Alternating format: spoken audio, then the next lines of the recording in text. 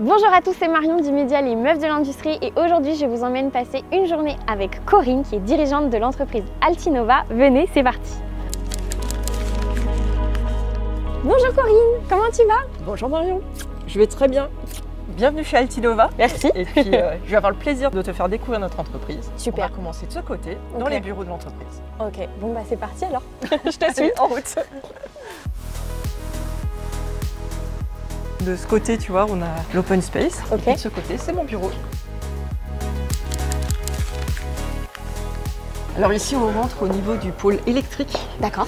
Bonjour. Bonjour à tous. Voilà, donc ici, on fait tout le câblage électrique de nos équipements, en particulier les abris à vélo sécurisés. Après mes études, j'ai créé Altinova avec un camarade d'études.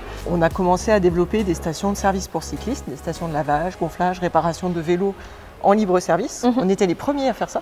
Et puis petit à petit, on a développé des gammes très complètes de solutions pour accompagner les collectivités dans les besoins nouveaux. Donc tous les sujets de stationnement vélo, de sécurisation des vélos dans les gares, à la maison, à l'école, etc. Ici, on assemble des stationnements vélo, des parkings pour les trottinettes, des stations de gonflage, de réparation, de lavage de vélo. C'est tous des produits qui ont été créés vraiment au sein de l'entreprise et du bureau d'études et aujourd'hui qui sont fabriqués à 100% dans notre usine ici à Bonsoir. C'est le rituel dans l'entreprise, tout le monde se retrouve pour prendre un petit café tous ensemble. Ok.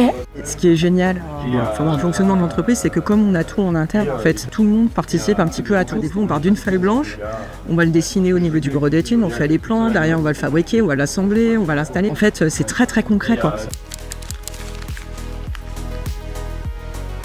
On a la chance et la fierté de porter un projet qui est moteur dans le cadre de la transition énergétique. On construit quelque part une forme de nouvelle société, on participe au changement des villes au travers du changement de la mobilité. Je vois une machine derrière moi que je ne connais pas, je n'avais jamais vue encore. Bon, alors ça c'est un laser tube, donc ça permet de partir de tubes métalliques et de les découper aussi bien en longueur qu'en créant des motifs dessus.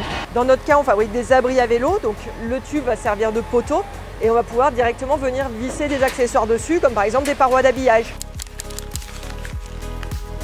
Le programme, c'est une visite de chantier. On a fait des nouveaux investissements industriels et donc on va faire le point, Ludwig et moi, sur l'avancement de ce chantier.